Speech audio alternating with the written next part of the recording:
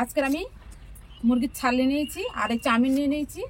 Chowmein আর ছালটা করবো, সেটাই তোমাদের সঙ্গে শেয়ার করবো। দেখতে হলে অবশ্যই আমার সঙ্গে থাকুন। আমি আগে ধুয়ে নিয়ে বসেছি, কেটে নেবো সবগুলো। সরিয়ে দিয়ে কড়া বসিয়ে দিচ্ছি। চাউমিনটা সিদ্ধ করতে হবে, ওই জন্য জল দিয়ে দিচ্ছি কড়াই। জল অনেকটা পরিমাণে আমার চাউমিন। জল আমার উষ্ণ উষ্ণ গরম হয়ে গেছে, একটু ভাপ উঠছে। এবার চাউমিনগুলো দিয়ে দেবো জলের মধ্যে। জলে নরম হয়ে গেছে।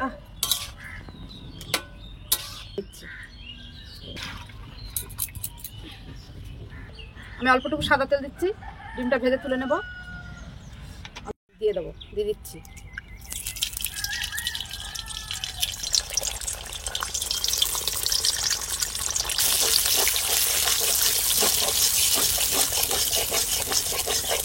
তুলে নিচ্ছি ডিমগুলো ফলায়। খেয়েছেন এবারে ছাল দিয়ে খেলে কিন্তু খুব দারুণ লাগে। করি ওই জন্য চাউমিন আর দিয়ে দিচ্ছি, তুলে দিচ্ছি। কিছুটা কাঁচা লঙ্কা, ধনেপাতা কেটে রেখে ধনেপাতাটা পরে দেবো, কাঁচা লঙ্কাটা আগে দিয়ে দিচ্ছি। ওটাও একটু নেড়ে চেড়ে নিয়েছি। রসুন পেস্ট, এখানে জিরের গুঁড়ো, লঙ্কার গুঁড়ো, ধনে গুঁড়ো। মশলাটা ভালো করে কষে নিচ্ছি। যেটা কাটা ছিল ছাল চুগুলো দিয়ে দিচ্ছি, চেড়ে নিয়ে ভাজা ভাজা করে নেব। এটা আমার কষানো পুরো হয়ে গেছে, ভাজা ভাজা করে নিয়ে নিয়েছি। দিয়ে দিচ্ছি, এটা পুরো ঝরঝরে একদম। একটু নেড়ে নিই, তারপর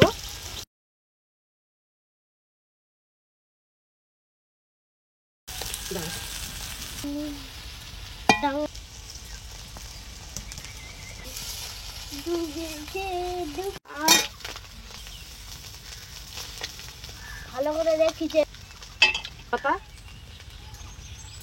ধনে পাতা দিয়ে দিচ্ছি। এবারে ভাজা হয়ে গেছে সবগুলো।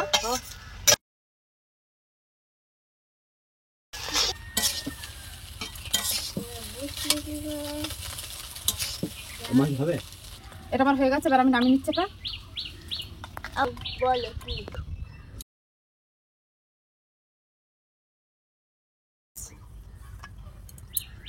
শসা বাড়ির জন্য, তো ওই জন্য টমেটো দিয়েছি। আপনারা চাইলে টমেটো দিতে পারো, না দিতে পারো। তাই কাসুন্দি নিয়ে নিয়েছি, কাসুন্দিটা দিয়ে দেবো।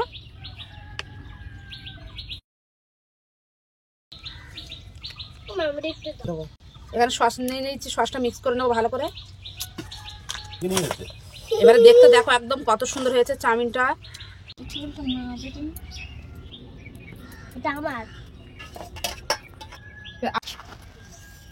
পিয়ালি কেমন হয়েছে বলো? খুব সুন্দর হয়েছে একদম দারুণ। খুব সুন্দর হয়েছে। বাড়িতে বানিয়ে এইভাবে খেয়ে দেখবেন। অবশ্যই কমেন্টে আমার জানিও। ফিরে আসছো অন্য কোনো রেসিপি নিয়ে।